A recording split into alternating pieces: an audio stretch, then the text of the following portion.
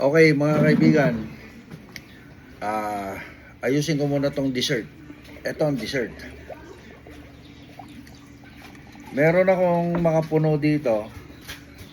Wow. Yan lang yung ano eh. Yan lang yung sabaw. So, anyway, mamaya ito yung dessert. Okay? So, ito po. Mag-uulam na naman tayo ng damo. At mamaya kakayurin to tapos lalagyan ng gatas. Para tawag niyan. Buko salad. Okay. Kain po tayo. Yung mga marunong kumain ng damo. Papait. Tapos mamaya magdi-dessert tayo ng sabaw ng buko. Sabaw niya. Tikman ko lang. Kasi yung una kanina, hindi ba?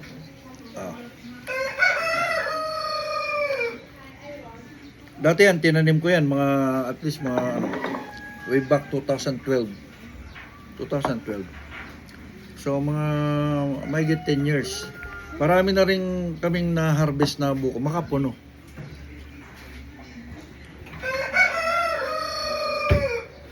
Ngayon mga bata, gumagawa ng buko salad.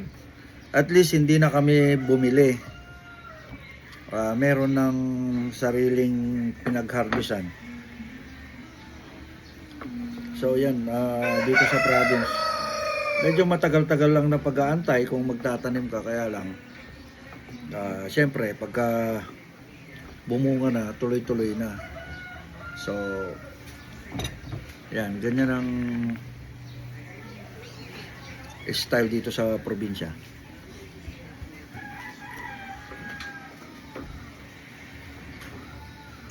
Kung mainipin ka, bumili ka na lang dun sa palengke. Pero sa atin, hindi naman natin inaasahan kasi dati may Batanggenyo dumaan dito sa naka-tricycle na nagtitinda ng yung pananim na nyog. May tubo na dati, ganyan pa lang yan, napapakinabangan na natin ngayon. At that time, binili ko parang 150 pesos lang ang isa. Way back 2012.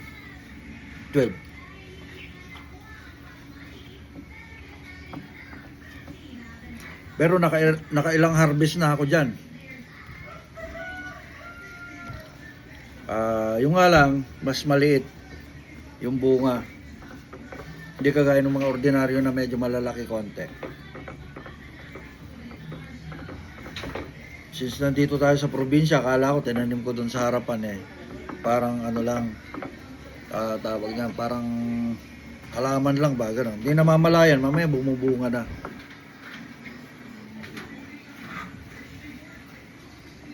At eto na nga.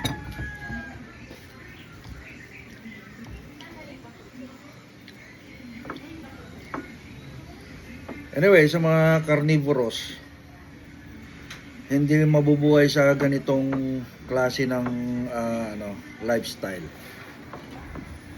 Yung almost everyday mag-uulam ka ng gulay.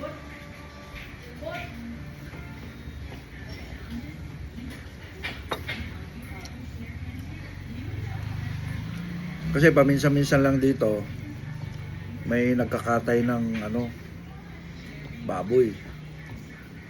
Kapitbahay namin. Pero kadalasan gulay, lalo na tong ganitong klaseng gulay, wala naman to sa meron sa Maynila pero bihira. Palengke. Kaya dito libre lang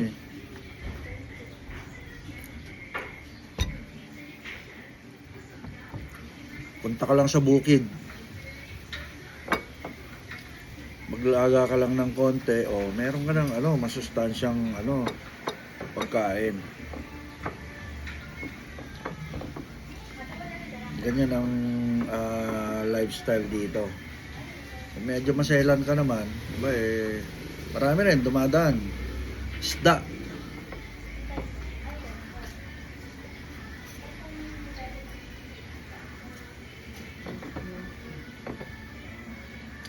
Titinda ng isda. Kaya lang may problema lang ako dito sa andito na ako sa probinsya, dito na ako sa Pangasinan. Ang presyo ng dagupan bangus parehas lang sa Maynila. Kaya yung sinasabi ko dun sa mga nagtitinda minsan, parang bakit ganun? Nandito na ako eh. So, well, negosyo, hindi natin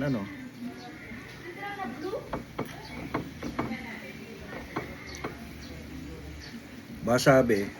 Pero yung mga presyo nila, presyong Maynila na rin.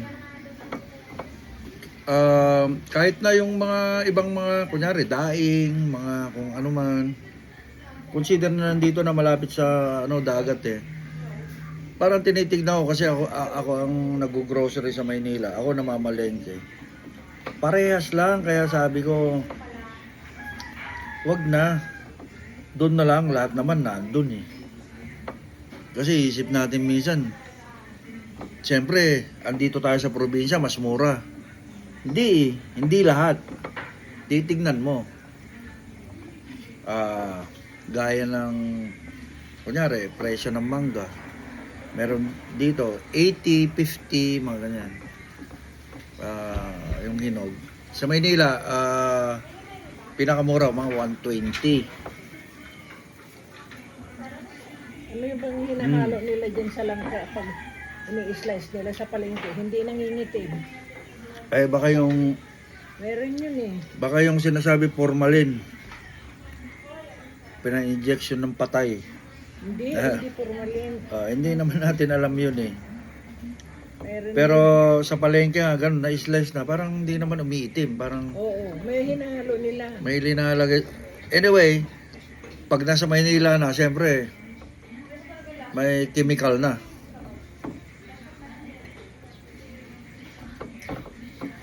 Di kagaya dito,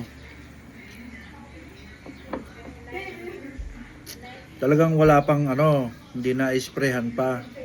Meron din dito, siyempre, yung mga Baguio vegetables, siyempre, na-sprayhan na yan. Pero yung, ibig ko sabihin, yung, kunyari, kagaya nito, tsaka yung langka, na bagong pitas lang, hindi pa nalalagyan ng yun, na hindi pa naisasaw-saw sa may chemical. Nung nakatira ako doon kila Ninit na sa bayan, si Ninit nga Horalban.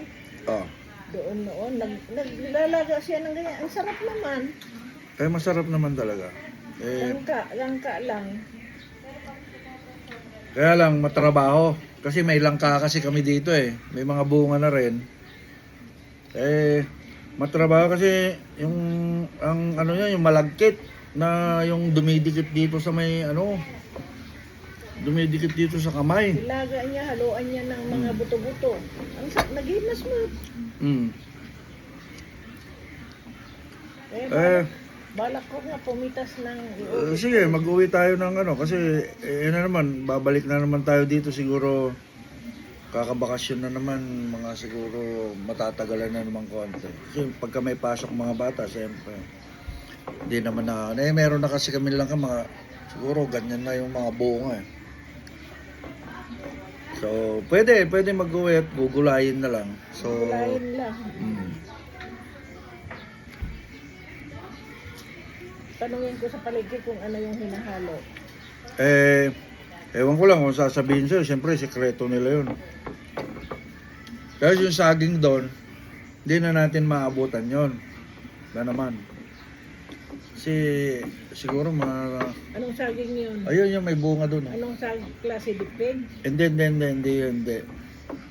Yung mas mahal nga na saging yun. Lakatan? Wala tayong magawa yung kung sino lang yung rito, maiiwan na di sila rin yung makikinabang. Magawa kung Actually, meron naman kaming tita rito na didilig-dilig, tumitingin-tingin dito. Siya lang bahala pagka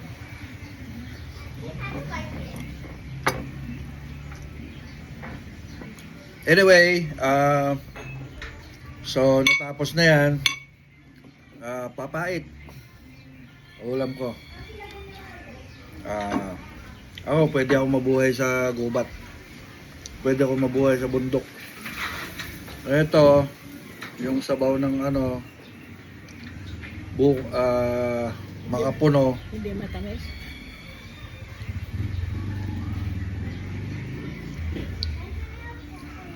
Matamis naman, kaya lang problema medyo malalim na yung panlasa mo sa matamis. Matamis naman. Okay mga kaibigan, ganyan lang at excuse me. Nilarawan lang natin kung ano yung buhay dito sa probinsya, yung mga natural na nangyayari pang araw-araw. Thank you very much.